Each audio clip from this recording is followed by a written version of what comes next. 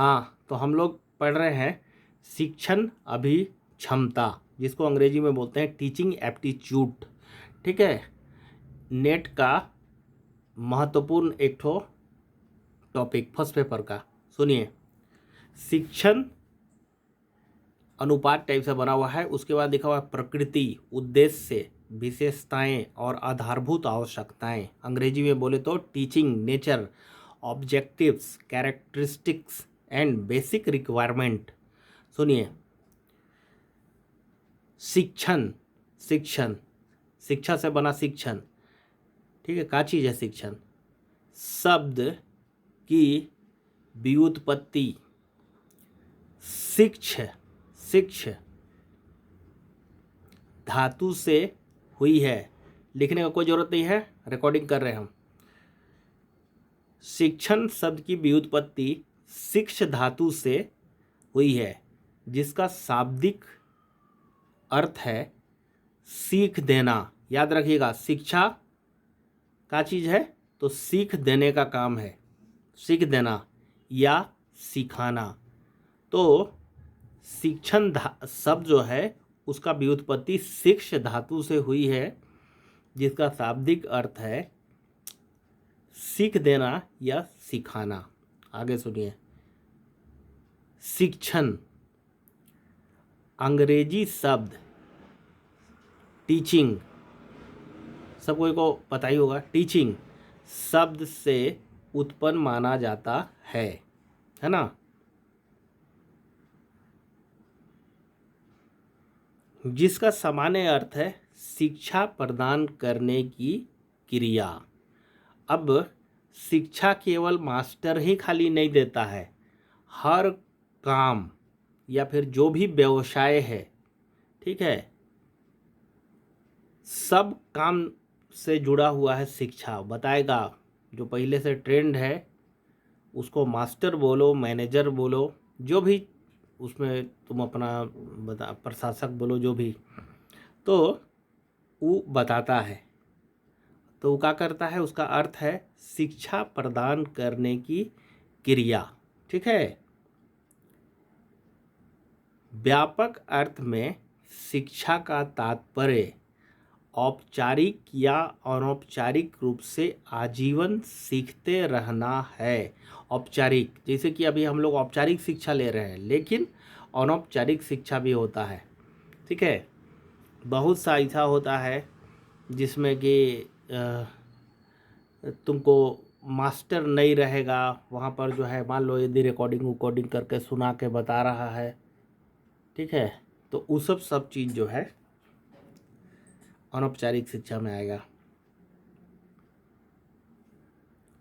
किंतु संकुचित रूप में शिक्षा औपचारिक रूप से किसी शिक्षण संस्था में शिक्षा ग्रहण करने से है, तो शिक्षा को बोल रहा है किंतु संकुचित रूप में शिक्षा औपचारिक रूप से, औपचारिक जैसे कि स्कूल कॉलेज में सब कोई आते हो तुम लोग, है ना, औपचारिक रूप से किसी शिक्षण संस्था जैसे जो भी कॉलेज स्कूल में जहाँ भी पढ़े में शिक्षा ग्रहण करने से है, वहाँ पर बोल रहा है, उसको बोल रहे हैं शिक्षा है।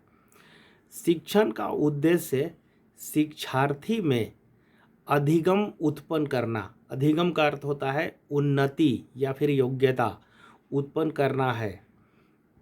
शिक्षण एक साधन है तथा अधिगम उसका साध्य है। ठीक है, माने उसका लक्ष्य है या फिर उसका उद्देश्य है ना। साध्य बोले तो डॉक्टर के.पी.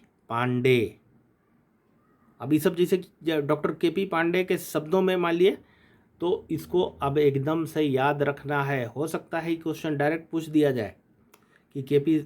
वहाँ पर एक 4 ठो लिखा हुआ रहेगा और एक ठो पूछेगा कौन है, उनका दिया हुआ परिभाषा। तो देखिए, डॉक्टर के.पी. पांडे के शब्दों में सभी तरह के शिक्षण का एकमात्र उद्देश्य होता है अधिगम उत्पन्न करना।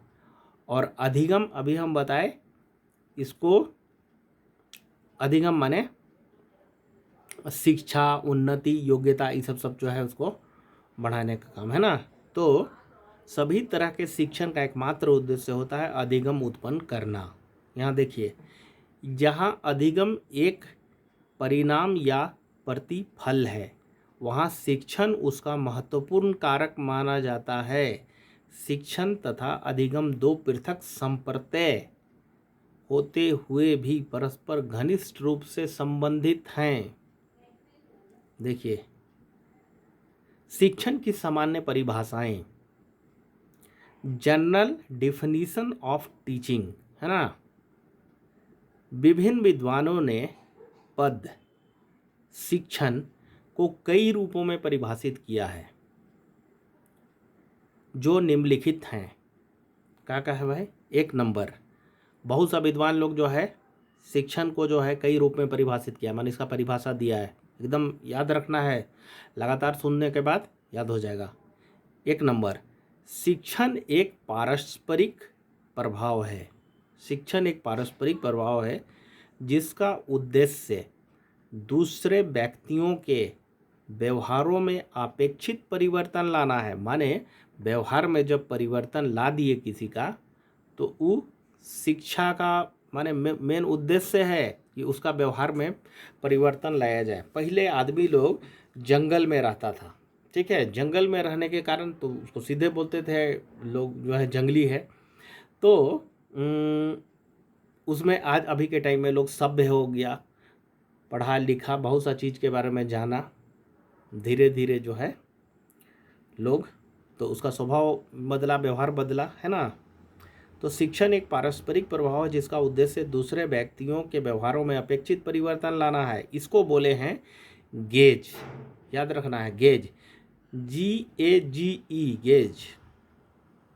2, शिक्षण एक अंतःक्रिया है।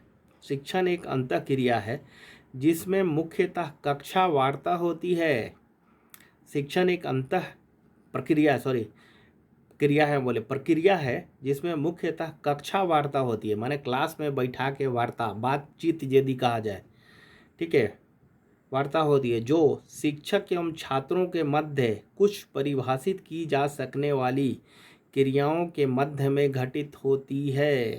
ठीक है, शिक्षक एवं छात्र के बीच में माने विचार का आदान प्रदान इसको कहा जाए होता है। इसको बोले एडमंड एमीडोन, हाँ ठीक है। तीसरा नंबर का परिभाषा, दूसरों को सिखाने, दिशा निर्देश देने एवं उन्हें निर्देशित करने की प्रक्रिया को शिक्षण कहते हैं। दूसरों को सिखाने, दिशा निर्देश देने एवं उन्हें निर्देशित करने का अर्थ होता है कि नहीं, उधर जाओ, बाया जाओ, दाहिना जाओ, जो भी, और फिर जो है उठो बैठो, इस सब को निर्देश दिया जा रहा है। तो निर्देशित करने की प्रक्रिया को शिक्षण कहते हैं। ठीक है, इसको बोले रियांस, है ना, रियांस, RYANS, रियांस। चौथा, शिक्षण एक ऐसी प्रक्रिया है जिसमें एक व्यक्ति दूसरे व्यक्ति को ज्ञान, कौशल तथा अभिरुचियों को सिखाने या प्राप्त करने में सहायता प्रदान करता है। शिक्षा का चीज है, तो एक व्यक्ति जो है दूसरा व्यक्ति को ज्ञान, मान लो ज्ञान, तो वो तो कोई भी चीज़ को बताया सिखाया, वो तो है। कौशल, एकदम कौशल बोले तो एकदम कुशल हो जाएगा, है ना। कोई भी काम कर रहे हो तुम, ईंटा बना रहे हो या फिर लोहा का तुम औजार बना रहे हो, वो सब भी जो है, हम जानबूझ के इस चीज़ को हम बोल रहे हो, सब चीज़ के अंदर में शिक्षा घुसा हुआ है।